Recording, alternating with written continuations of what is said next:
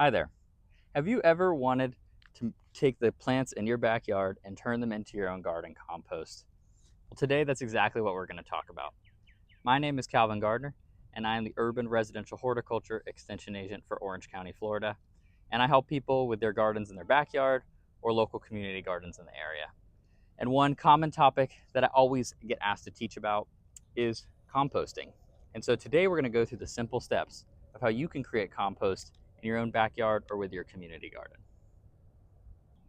So the first thing you're going to need is an area to compost in. And we at UF suggest having at least an area of 3 feet by 3 feet by 3 feet or a cubic yard to be able to compost. And that's about this size right here. And it's a perfect space to be able to fill up and have enough plant mass to be able to turn and break down and turn into compost. You can certainly use a backyard composter, one of those smaller, kind of more plastic models, but it helps to have a larger space and even multiple bays in order to be able to flip compost back and forth. After you found your area to compost, your next thing you're going to need to find are your 2 main ingredients for any compost. Now that's going to be your browns. In this case, think really finely mulched bark, even cardboard or small sticks or dried leaves that you've raked up. And then you're also going to need a mixture of greens. And these are more of your succulent green plants, like your herbaceous plants. They're not going to be very woody and they'll be pretty bendable.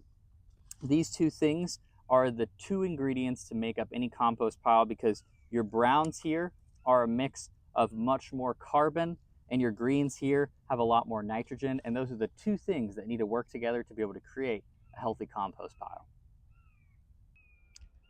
So how do we use these ingredients to create the perfect compost pile? Well, what we do first is we can start with a layer of browns, and we take those and we just dump them in, spread them out, and create a layer of compost within our composter. And then we take our greens and we dump a layer of greens over the top of that.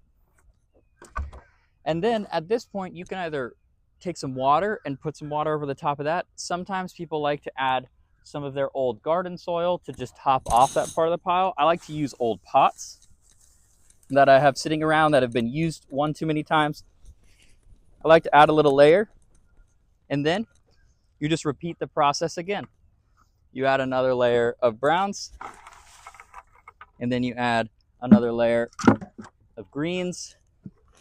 And as you keep going, you keep trying to make about 12-inch high successive piles on top of each other, following this pattern over and over again. And that is how you create the basis of a compost pile. Let's just talk about a few things you can add into this pile. So you can add any kind of fertilizers or amendments into this pile, and it will continue to kind of work into that compost as it breaks down. Some things you do not want to add into your pile. You don't want to add any meat scraps, any dairy, any very oily foods, but you can add kitchen scraps like your vegetable cuttings and things like that nature. But you want to make sure that those fall into the category of greens and not browns. They will break down faster and even smell if you had too many of them. So make sure you have an adequate mix of green and brown.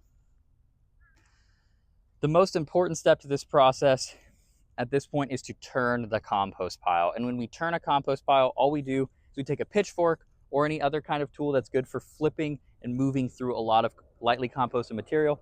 We just stab it in, we pull what's at the bottom of the pile, and we just flip it onto the top. And what this does is it adds air to the pile and helps it break down even faster. You want to be doing this about at least once or twice a week after your compost pile is built. So after about 2 to 3 months of flipping that pile, you will eventually get some finished compost. And you'll know it's finished once it has an earthy smell and you're not finding any more of those greens left in it. You may find some of the browns, like some of the bigger sticks and stuff, have not broken down just yet, and that's perfectly fine. But it has a nice smell to it, and it certainly is ready to use in the garden. Last but not least, I just want to talk about a few troubleshooting issues with compost. So the first things first, if it seems to be doing nothing, your pile does not seem to be breaking down, you want to just make sure that you add a little bit more green, some more water, and then turn the pile more often. That should get it back up to breaking down quicker. If it seems to be doing too much or smelling poorly, then what you can do is add a little bit more brown, either some old leaves, maybe some cardboard, and it should help buffer that smell. And make sure you flip it as well during that process to make sure that brown gets mixed in. If you choose to put in a lot of vegetable scraps, please make sure that you bury them into the pile because you do not want to attract any unnecessary pests. And if you have any more questions about composting, you can certainly reach out to your local county extension. We'd be happy to help you. And thank you for listening to this video.